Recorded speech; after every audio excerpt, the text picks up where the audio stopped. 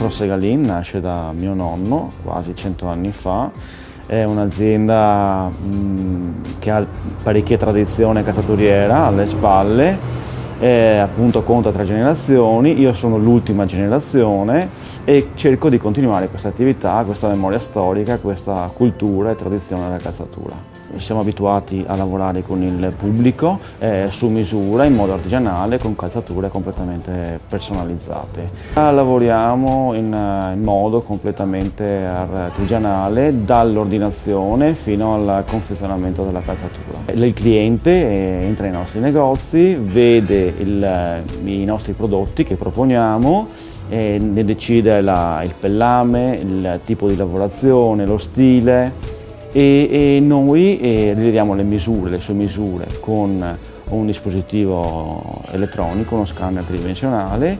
Con questo elaboriamo la forma e costruiamo e cuciamo le calzature proprio sul piede del cliente. Adesso abbiamo un collaboratore, ci sono io e mio padre e ogni tanto c'è l'ausilio di mia madre che mi dà una mano. È un'azienda familiare, completamente familiare, sì. Noi vogliamo distinguerci rispetto al panorama calzaturiero odierno per il fatto della tracciabilità.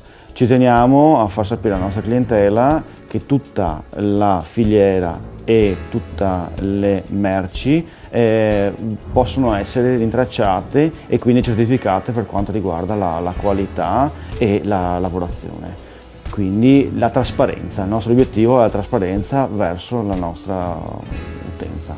E ci aspettiamo che il cliente percepisca la professionalità del nostro ambiente e la possibilità di avere un servizio non solo di qualità, ma anche appunto di trasparenza e tracciabilità dei materiali della lavorazione.